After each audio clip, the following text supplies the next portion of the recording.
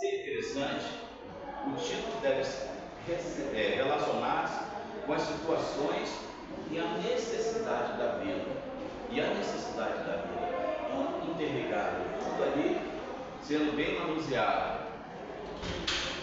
Muitas circunstâncias, tanto externas como internas, influenciam a vida e o pensamento da igreja. Épocas da bênção espiritual, dias de provações, prosperidade ou adversidade, sublevações sociais ou políticas, comemorações e aniversários, ocasiões de regozijo ou de luta.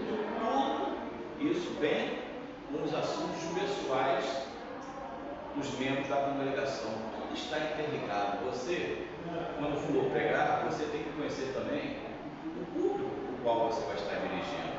Se você vai trazer uma mensagem, uma abordagem, um culto de homens, você vai ter que trazer uma mensagem ali em relação ao culto de senhoras, um culto já domingo à noite, já é um culto evangelístico. Você tem que trazer uma mensagem evangelística, vai estar trazendo o quê? Os visitantes que estão ali, está ali tendo, em todas as ocasiões você precisa ter um apelo no final. O apelo. Aí se não tem visitante, você tem que trazer aquele seu sermão ali para um momento de santificação.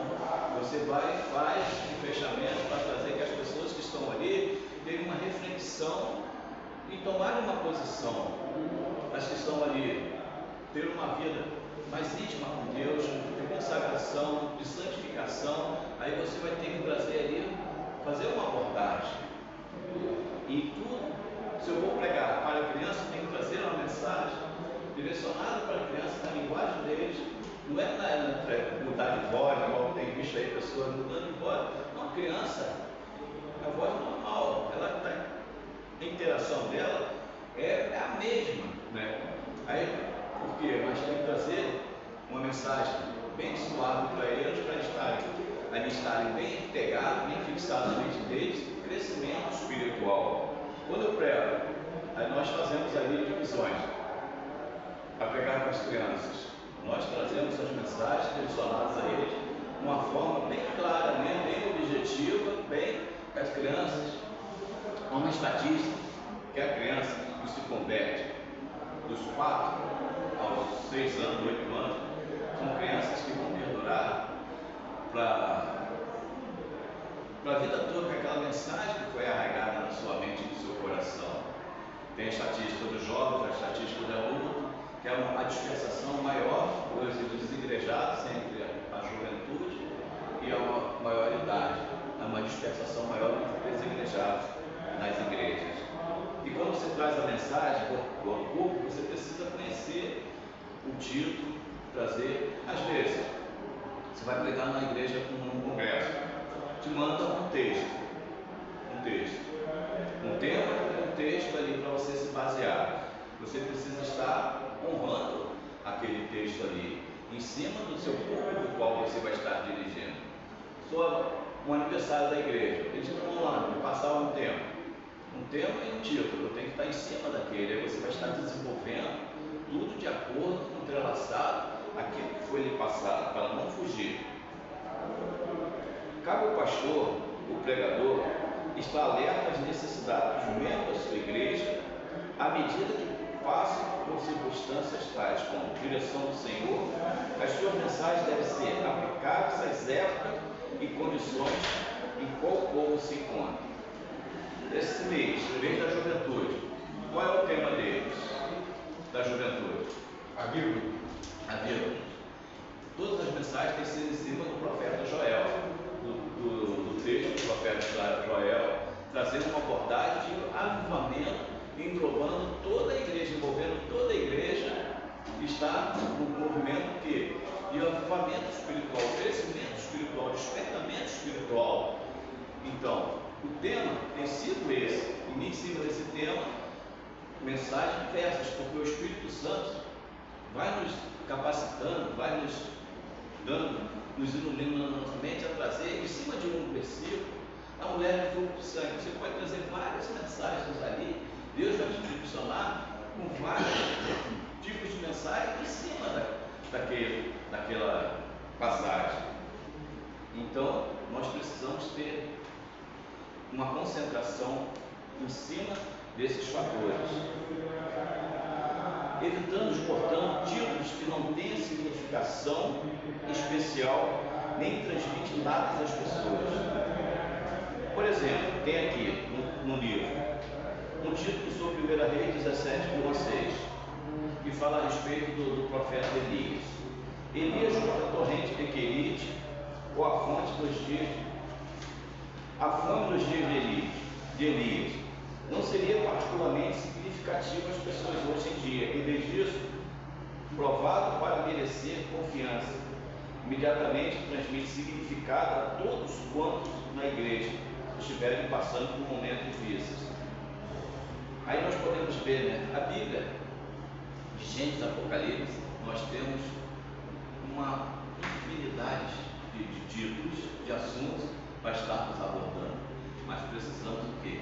Estudar, precisamos meditar, precisamos ali espalhar a palavra do Senhor, para que possamos estar ali interagindo com o texto. Senão você vai falar de um assunto, você leu uma passagem, mas não se aprofundou naquela passagem, a época, o episódio, para quem foi, para estar trazendo para os nossos dias atuais, você vai ficar um pouco perdido no assunto, né? O contexto da época para o contexto dos nossos dias atuais. A Bíblia continua atualizada, não precisa de ninguém querer atualizar, igual às vezes levam os malucos aí, querendo que a Bíblia precisa ser atualizada. Não, a Bíblia continua, desde a sua formação ali, continua atualíssima em nossas vidas, né? Aí nós vemos o contexto social daquela época. Até naquela semana passada, que eu dei, falei sobre quando nós lemos em 1 Crônica, vem aquelas genealogias que se torna até um pouco cansativo a gente ler, mas precisa se ler, que vai falando da criação, formação, do conteúdo de cada família. Aí no capítulo 4, versículo 9, fala sobre Jabes. Já pede ao Senhor, ele faz uma oração. Jabes, em dois versículos, no 9 e no 10, Jabes faz uma oração ao Senhor, pedindo a Deus o quê? Que aumentasse as suas fronteiras, que alargasse os seus espaços. Jabes era um nome chamado dor. O nome na época significava muito na vida da pessoa. O que era a pessoa? A sua mãe deu o nome de Jabes porque pode ter sido um período que ela passou por uma dificuldade muito grande, um estupro, ou foi abandonada, e em cima usou toda a dor em cima do filho. O nome Jabes significava dor, e ele não aceitou aquele nome. Jabes pediu a Deus o quê? Mas Jabes era o quê? Naquela época, desprezado. O povo vivia da agricultura, precisava de terra, precisava expandir as condições. Já pediu o quê? Que alargasse as suas fronteiras. Deus abençoou a oração de Jabes. Deus deu prosperidade a ele, Deus deu crescimento, Deus o abençoou, Deus tirou toda aquela dor. Em cima daqueles dois versículos você tem ali uma mensagem extraordinária, belíssima, vai estar trazendo para as pessoas que estão passando por um momento de dor, um momento de dificuldade, um momento. E ali o Espírito Santo de Deus vai nos capacitando a trazer uma mensagem. Que é só um conhecimento, né? Porque as pessoas que viram prosperar, tudo fez. Orei a Deus, aí passou por. Orou a Deus no momento ali Passaram de angústia, no momento. Aí nós vemos que a palavra de Deus é extraordinária, belíssima. Nos fala aqui também, o título do sermão precisa ser atraente, particularmente, muitas das vezes, né, publicado antes da pregação, para atrair pessoas à igreja e promover um novo interesse na parte da congregação. Às vezes, enquanto eu vou trazer um assunto lá, vou pregar, eu coloco lá no Cibage Oficial o título da mensagem. Aquele título vai estar despertando nas pessoas o quê? O interesse no sermão, o interesse naquela palavra. Por isso que eu tenho falado até mesmo para os pregadores, estão colocando seus sermões antes no Cibage Oficial, o título, para já estar o quê? Trazendo o despertamento, o interesse para a congregação. Títulos que não devem ser abordados. né, para os ouvintes. Alguns pregadores cometem erro de usar títulos extravagantes ou sensacionais, né? Títulos sensacionalistas, né? As barbas do gado. Não tem nada a ver. E nós vemos hoje, se você observar, mensagens, pessoas com títulos totalmente sem nenhum contexto espiritual. Do espetáculo ao estilo do Antigo Testamento. Trazer uma coisa sensacionalista, trazer alguma coisa sensacionalista, não. Até o autor aqui, deve o marido bater na esposa? Né? Tem pessoas que trazem títulos assim, títulos antissociais. E você vai estar trazendo uma abordagem, deve, mas não precisa ter um título desse. Título assim. Os astronautas e o homem na lua. Vai que a esposa pega ele desprevenido. O lugar quente. Hips e mini saia. Então, nós vemos tantos títulos assim, né? Títulos que não têm assim, um contexto mesmo bíblico. O título tem que ser pequeno, ele pode ser tipo assim.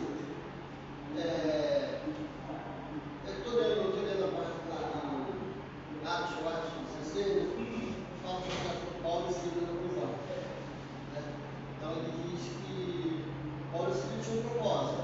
Esse propósito é todo dia de orar, ele orar com ele, né? Mas no meio desse propósito começou o processo. O processo foi pegar o menino que acabou tirando ele daquela caminhada e levaram para um outro local. Só que Paulo e Silas continuam com o propósito. O processo continua com o propósito. Continuaram orando na cadeia e o sobrenatural aconteceu. Né?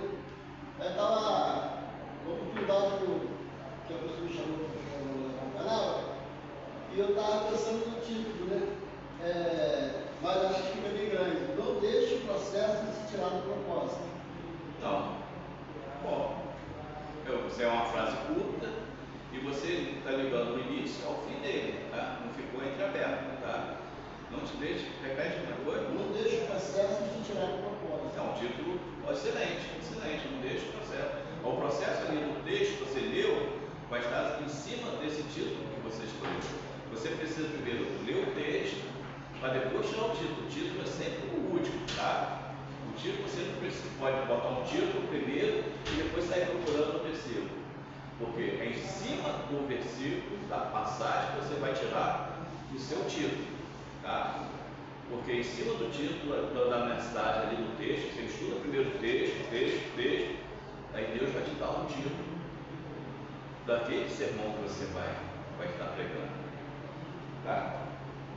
Títulos como esses que eu acabei de ler aqui, que são fantásticos, rudes ou irreverentes, inteiramente fora do propósito, com a tarefa sagrada de ministrar a palavra de Deus aos homens. Embora procuremos criar títulos interessantes, um título atraente é preciso manter sempre a dignidade devida à palavra de Deus.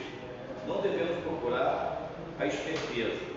Evite a todo custo o sensacional ou aquilo que é calculado para despertar a atenção ou curiosidade indevidas. Acima de tudo, não usemos jamais um título que se aproxime do vulgar, né?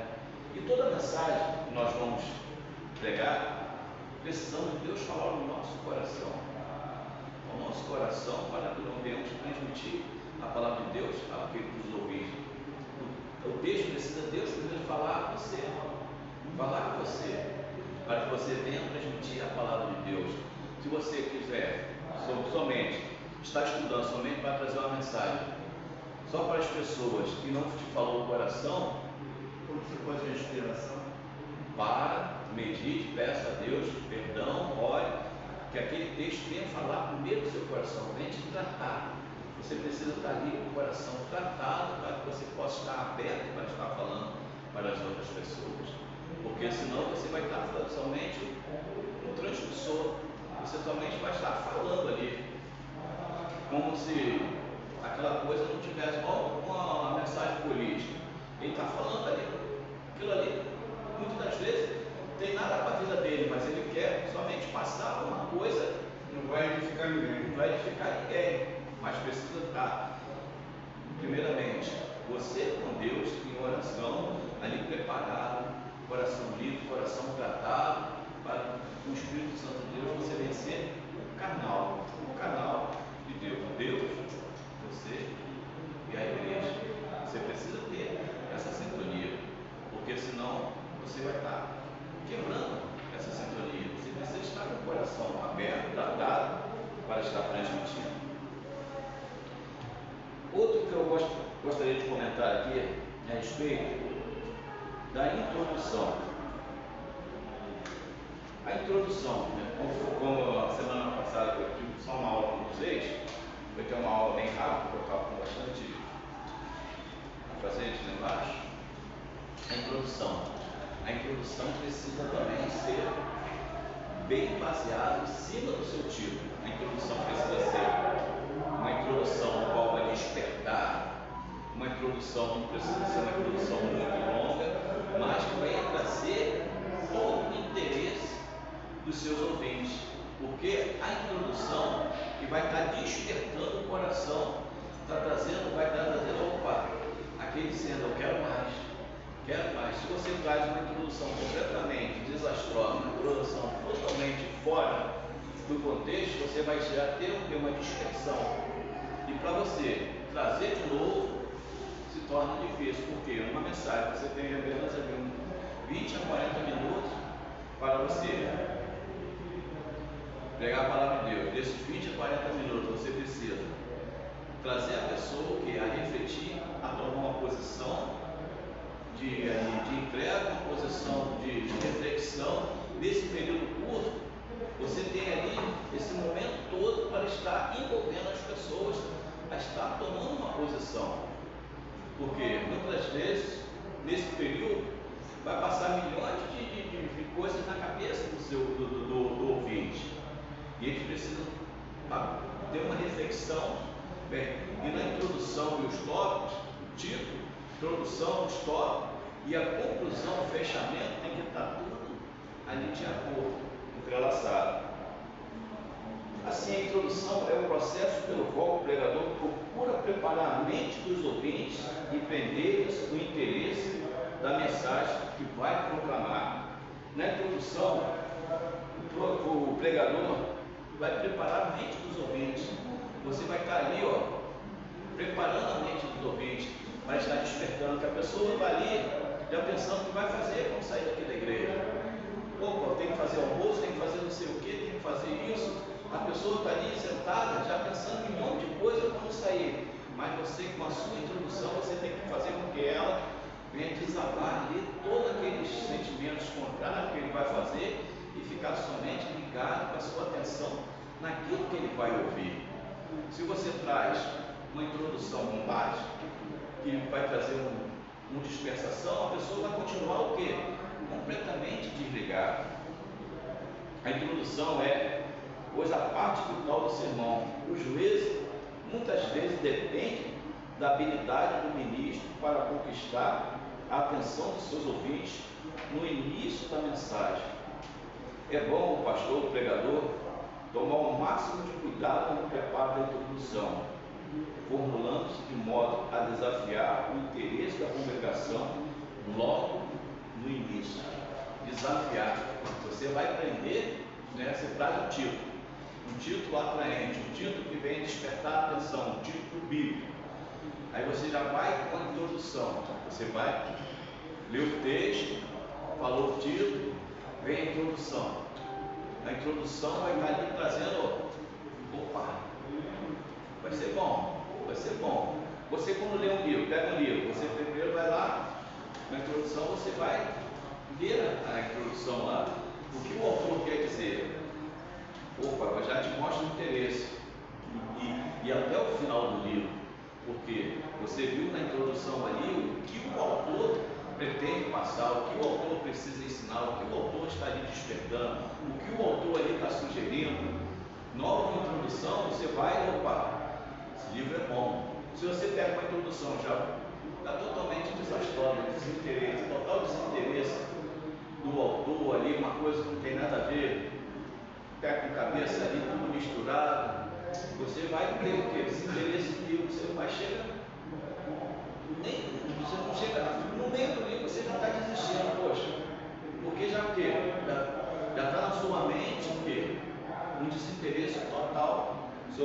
assunto. O objetivo da introdução. O pregador pode ter como alvo na introdução vários objetivos, podendo resumir em dois fundamentais. Primeiro, conquistar a boa vontade dos ouvintes. Mesmo quando o ministro está certo da simpatia da congregação para com a pessoa e o seu tema, nem sempre é assim. Com efeito na congregação, é possível haver uma ou mais pessoas que, por motivo um ou outro, não se simpatizem com o pregador ou com a mensagem que ele vai entregar. Acontece muito isso. Pessoas têm o que? Empatia com aquele que vai estar pregando. A pessoa nem conhece a pessoa, mas, poxa, não bate bem com fulano, já começa completamente se interessar. Acontece isso muito na igreja. Vamos ser realistas, né? Quando tem uma pessoa lá pregando, poxa, fulano tal, já cria-se uma estigma da pessoa sem nunca ouvir a pessoa falar, nunca ouvir a pessoa, mas já cria aquela. Aquele ranço, né? Tem um irmão da igreja da Assembleia que ele fala que lá não tem boletim, né, mensal. A igreja que você vai aqui tem, falando da igreja tal. Lá não, lá o pastor vem na hora, hoje você vai pregar, tá? Então quer dizer, o cara tem que estar preparado para pregar. Ali ele já tem que estar e o pregador é escolhido na hora. Então quer dizer, tem coisas que. É que essas igrejas pentecostais, a maioria das igrejas pentecostais, pregações positivas sem anotações. Muitos ali na hora mesmo traz a mensagem, ali, até eu estava vendo um vídeo essa semana, estudando alguns assuntos, que o pastor deu uma oportunidade à pessoa, né? Muitas igrejas dão oportunidade de pregador, dá oportunidade, a pessoa só dá uma saudação ali, uma boa noite, deu um versículo, não. O cara pregou. Ele não era para pregar. Aí o pastor até falou no final, meu irmão, vamos deixar que nós também vamos te convidar para pregar, porque você já tomou todo o pregador da pessoa que está ali pregando. Aí quando se traz um boletim e tem membros da igreja, isso não pode haver na casa do Senhor, na igreja do Senhor, né? Pessoa ter ranço com o outro. Fulano está pregando, não vem nem da igreja. Hoje não vou não, que é fulano. Deixa de receber a bênção de Deus, deixa de receber o poder de Deus sobre a vida dela, porque é uma oportunidade que Deus vai estar usando aquela pessoa para trazer a mensagem. E tem isso, muitas das vezes acontece isso. Pessoas, né, que vai entregar a mensagem, às vezes falta de afinidade, se deve a motivos superficiais e pode ser desfeitas sem muita dificuldade.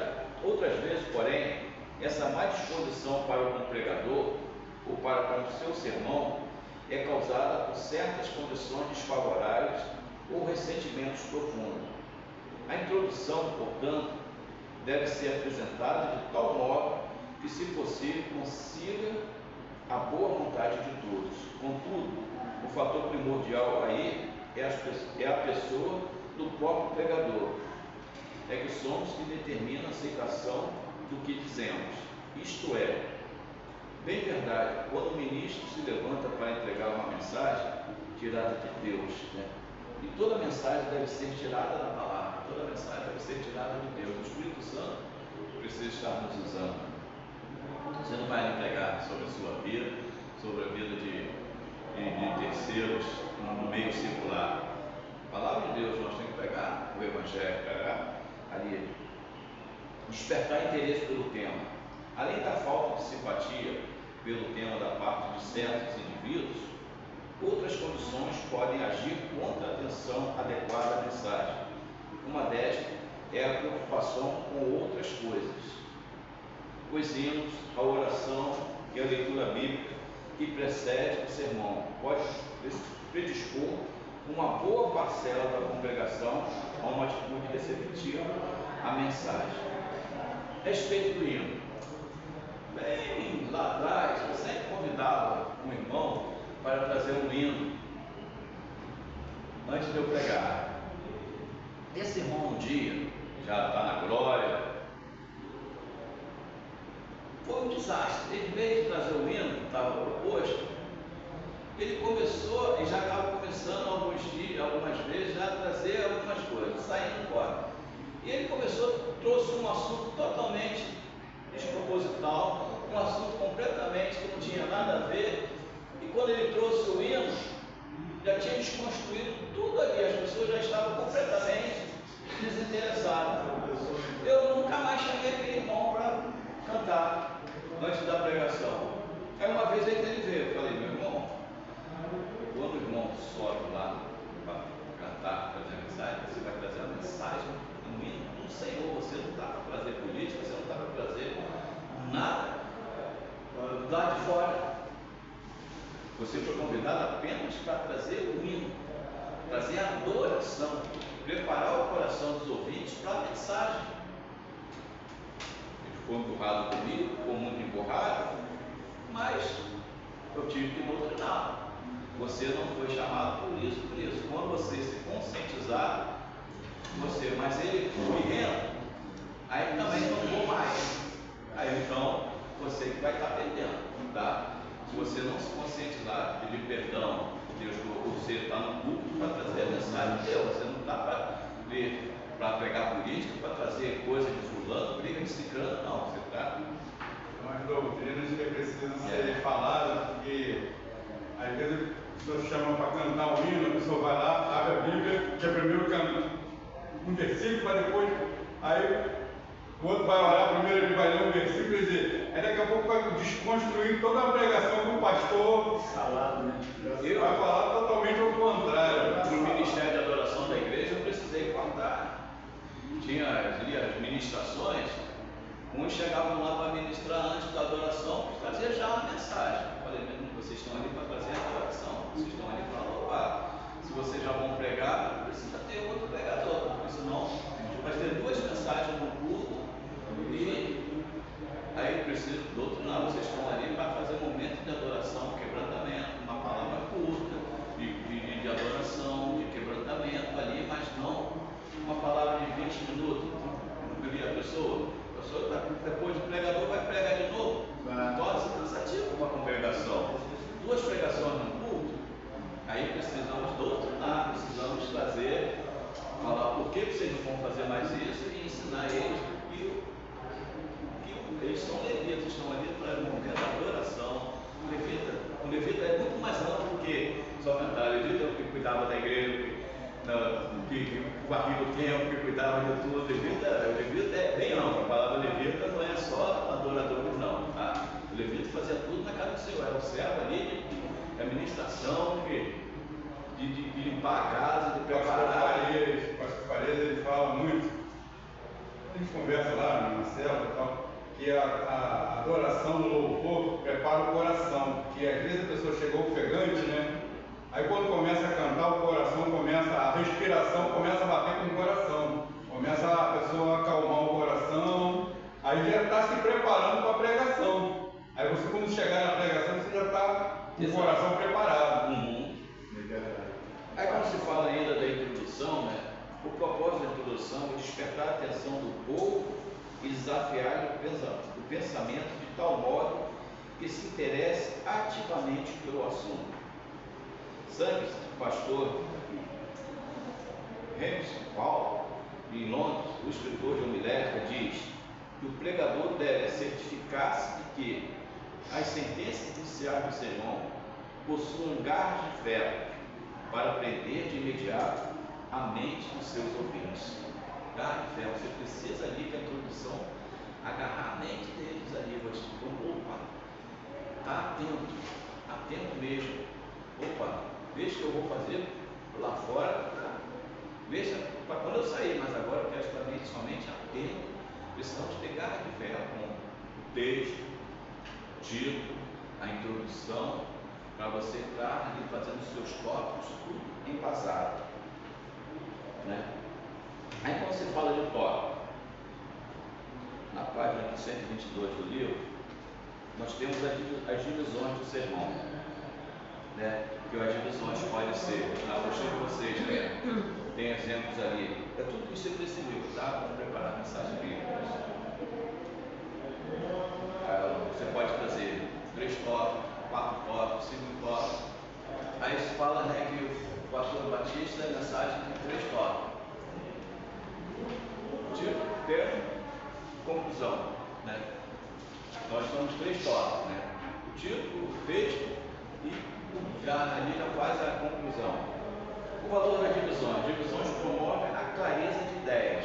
Você pode ter 1 tópico, 2 tópicos, 3 tópicos, 4 tópicos, 5 tópicos, 6 tópicos, vai de acordo com cada um, né? Não há uma regra de tópicos em uma mensagem.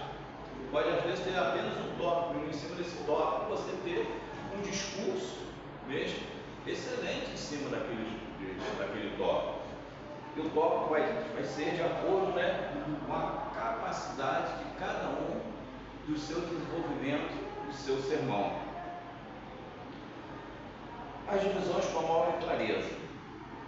Se desejamos construir corretamente o sermão, não devemos edificá-lo sobre ideias vagas ou expressões indefinidas. Pelo contrário, a estrutura do pensamento deve ser distinta e precisa, de modo que o significado de cada ponto fique perfeitamente claro aos ouvintes no momento em que se anuncia cada divisão. Cada tópico do seu sermão precisa ter uma clareza naquele assunto. Se você for falar sobre a oração que edifica, a oração que santifica, a oração que está ali em intimidade, em cada tópico você tem que explicar bem aquilo que você propõe a dizer, tá? Não pode ficar vago.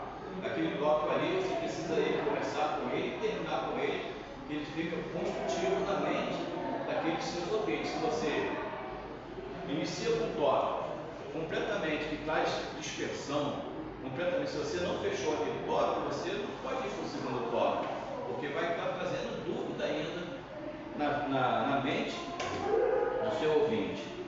Por exemplo, o ideal do cristão. Aí fala que o amor ideal pelo qual a medida da vida cristã, que é o título, a proposição, né? É o subtítulo. A oração de transição. Há 3 fatores principais acerca do amor que podemos aprender em 1 Coríntios.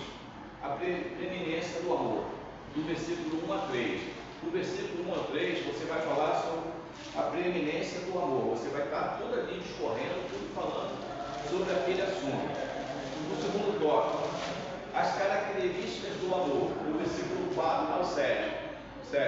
O amor não pode ser invejoso, o amor não pode ser arrogante, o amor não pode criar ali, não pode ser egoísta. Em cima daquele segundo tópico, você vai falar tudo aquilo ali e fazer ali uma conclusão daquele tópico, né? E cada tópico tem que ter o seu fechamento. Aí o terceiro, que fala a permanência do amor, do versículo 8 ao 13. Nesse capítulo de 1 a 13, dividiu-se em 3 tópicos. Nesses 3 tópicos ali, você precisa estar ali transmitindo tudo para o seu ouvinte, fazendo ali a conclusão de cada um, para que no final da conclusão, você, em cima desses 3 tópicos, você faça o fechamento total do seu sermão, para trazer a pessoa a uma definição da reflexão, que atitude ela precisa tomar. Se eu estou com amor egoísta, eu preciso tomar uma decisão do quê? Abrir meu coração, tirar esse mal da minha vida, deixar de ser egoísta. Em cada um você tem que trazer uma reflexão na mente do seu ouvinte. Você vai estar lançando ali a pessoa tomar o quê? Uma atitude diante daquilo que ouviu. Aí o Espírito Santo de Deus vai estar ali. Porque, conforme Atos, nós somos usados para pegar, mas quem convence é o Espírito vai estar trabalhando. Você é o porta-voz de Deus ali, aquela ligação. O Espírito Santo vai estar ali ministrando no coração, fazendo assim a obra que precisa ser feita. Neste esboço, as divisões não se sobrepõem, pois são inteiramente distintas uma das outras e fazendo que o propósito venha a ser aí completamente ligado um ao outro no final.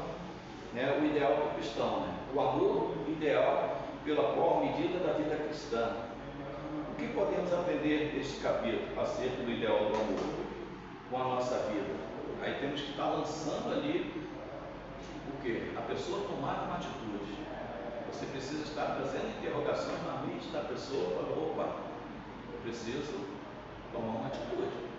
Eu não posso sair daqui do jeito que eu entrei. Eu preciso tomar uma atitude de reconciliação, de mudança. Se eu estou com um amor completamente rude com meu irmão, eu preciso, ir lá pedir perdão ao meu irmão, eu preciso me consertar. Você tem que lançar esse desafio para que a pessoa precise ter esse quebrantamento, que é o Espírito Santo que vai estar assim fazendo. Aqui nos fala que as divisões podem ajudar o pregador a descobrir o tratamento correto de um assunto. Enquanto o ministro organiza o seu material, ele poderá ver o assunto como um todo, seus vários aspectos e a relação que as partes têm entre si. Alguns aspectos sobressairão como tendo importância especial e, portanto, merecedores de tratamento ou essência especial. Outros podem ser vistos como distintos de uma importância e assim eliminados do sermão. Um pouco mais de consideração para com as várias partes da mensagem também indicará a ordem em que deve ser apresentada e conduzirá a progressão do pensamento, né? No sermão você vai estar ali, vai estar descansando, vai estar vendo, posso falar disso, não posso falar disso. O Espírito Santo de Deus vai estar te conduzindo, vai estar te guiando. Como você vai estar discorrendo do assunto, como você vai estar falando a mensagem. E o quarto ponto aqui, né? As divisões ajudam o pregador a lembrar-se dos pontos principais do sermão. Em cada divisão você tem ali os pontos principais, né? Numa mensagem, você começa a fazer a mensagem hoje. Você está lá fazendo o seu sermão, o seu esboço, o seu sermão. Aí você para. E durante o dia você vai fazer, você vai tendo ideias ali. O Espírito Santo de Deus vai estar te falando no seu coração. E cada ideia você vai anotar ali. Você anota. Às vezes, um sermão, a pessoa, isso vai de acordo com cada um. Tem pessoas que fazem sermão em poucas horas, em um minuto. Eu, às vezes, começo na segunda-feira, só vou terminar, às vezes, na sexta. Vou estudando o texto, estudando os textos, vou sobre o que eu vou falar. Ali, às vezes, durante aquele sermão ali, Deus vai, você começa a sentir no coração Deus falando que mudar, às vezes muda, você começa num assunto, passa para outro. Você tem que ter ali o quê? O coração aberto e o ouvido sensível agora do Espírito Santo. O Espírito Santo nos fala de uma maneira formidável, de uma maneira, Deus nos fala claramente. Precisamos ter ouvidos sensíveis à voz de Deus. Deus nos fala como se eu estivesse aqui na frente da minha irmã, a minha irmã falando comigo. Precisamos ter essa intimidade com Deus. Essa madrugada, estou passando por um processo de tratamento de coluna. Comecei a orar a Deus quando estava tendo noites de sono. E Deus me falou, vai falar. Aí comecei a conversar com Deus. Abre o coração ali, abri o coração mesmo com Deus. Senhor, preciso ter minha noite tarde de novo, noites, porque o salmista fala, deito e logo durmo, porque o Senhor me conduz em segurança. Se eu deito e não consigo dormir, porque eu estou tendo algum entrave ali, essa dor que não para, dor intermitente, que fica constante. Senhor, eu comecei, Deus foi tratando vários assuntos ali, eu voltei a dormir. E precisamos ter essa intimidade, esse diálogo com Deus. Ele está todo o tempo com os ouvidos atentos ali, e Ele quer ter esse entrosamento. E Deus foi me falando, eu fui ouvindo, Deus foi me falando, eu falando com Ele, conversando. Graças a Deus, as dores começaram a suavizar, para eu voltar a ter o sono. Porque são dores que ficam em radiação do nervo, na C5, C6, C7, está tendo uma junção e está pulsando o nervo. Aí na cervical atinge os nervos, os braços. Quando é lombar, é as pernas. E são dores que só assim, te incomoda. Aí comecei a orar, a falar com Deus, conversar com Deus, voltei a ter o sono na madrugada. E no sermão é assim, a gente começa a fazer o sermão, conversar com Deus, o que eu faço? Aí Deus vai primeiro lá do seu coração, fala do seu coração, opa, esse sermão precisa ser primeiramente para mim, para depois eu falar para os meus ouvintes. Aí Deus vai e nos fala, e ajuda o pregador a lembrar-se dos pontos principais. O pregador que organizou corretamente o sermão evitará essas armadilhas. Sua mensagem foi esboçada com tal clareza que consegue lembrar-se das divisões principais sem nenhuma dificuldade e passar de uma parte a outra com apenas um relance de olhos as suas notas. Seus pensamentos fluem livremente, interruptamente, por dias antes da entrega do sermão. Ele dispõe cuidadosamente as divisões numa ordem apropriada e eficaz. O valor das divisões para a congregação. Um esboço bem feito ajuda não só o ouvinte, mas também o pregador. Para a congregação há pelo menos duas grandes vantagens. As divisões esclarecem os pontos do sermão. Cada divisão vai esclarecer o ponto do sermão.